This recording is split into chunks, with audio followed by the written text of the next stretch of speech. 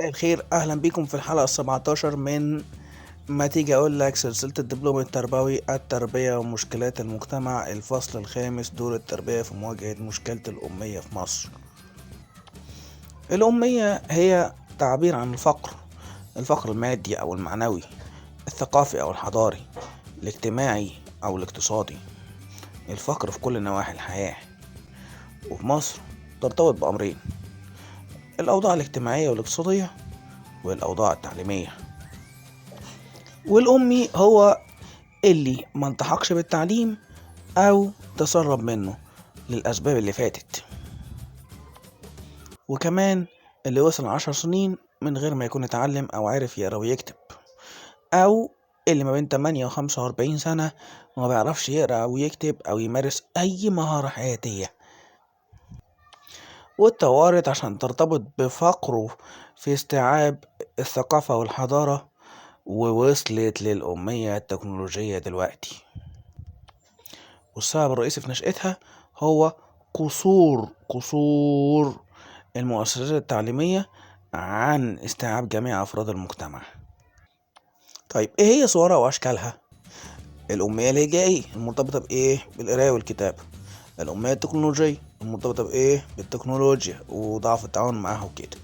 في أمية مهارية، معرفة المهارات الحياتية والمهارات الفنية، مش الفن، قصدي الفنيات، انك تتعامل مع تقنيات العمل اللي بتقوم بيها والمهمة المطلوب منها. ومن هنا تيجي الأمية العلمية المرتبطة بالعلم والمعرفة، والأمية المهنية المرتبطة بالتعامل مع مهنة معينة، الأمية الوظيفية المرتبطة بالتعامل مع الوظيفة وفهمها وتخطي مشكلة حياتية مرتبطة بالمهن والوظائف، وزي ما شايفين التحول الكبير نحو الذكاء الصناعي والاي وخلافه. وطبعا الأمية الثقافية المرتبطة بالمعرفة وجوانب الحياة والفهم المتطلبات العادات التقاليد الأعراف.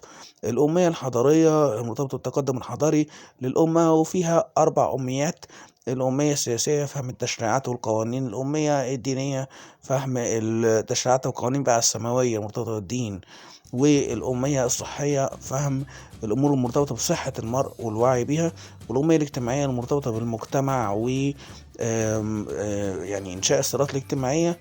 آخر أمية اللي اتكلمنا عنها في الفصل اللي فات مش اتكلمنا عن الأمية، اتكلمنا عن البيئة، وهي الأمية البيئية، قلة الوعي البيئي والتعاون معه. وده هيودينا لأسباب دراسة الأمية وارتباط ده بالتعليم.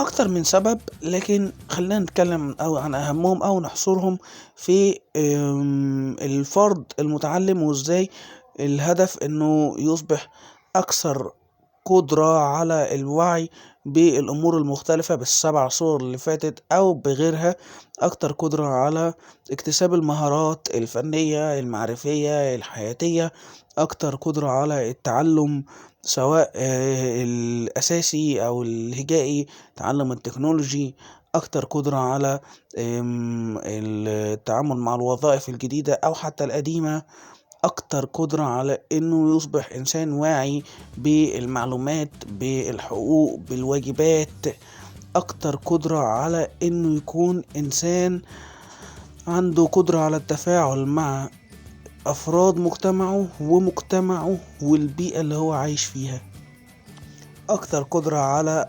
الاستمرار والوجود. كنتم مع مصطفى حسين.